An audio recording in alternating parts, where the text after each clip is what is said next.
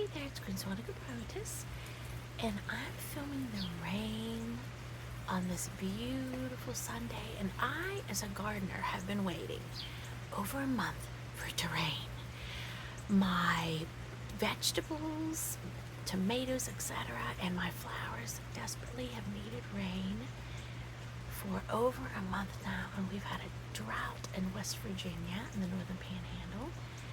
And it's been hot and sunny, but we've had no rain, and I'm so glad it's supposed to rain today and tomorrow. And that will be so nourishing and nurturing for all of my flowers.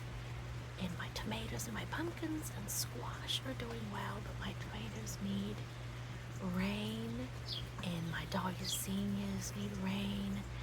My Russian mammoth sunflowers need rain. And Purple Queen, Morning Glories, Iris, Marigolds, Gladiolas, Lily of the Valley, Rhododendron, Hydrangea, I believe. I've got many different flowers, and I'm so thankful for this beautiful rain.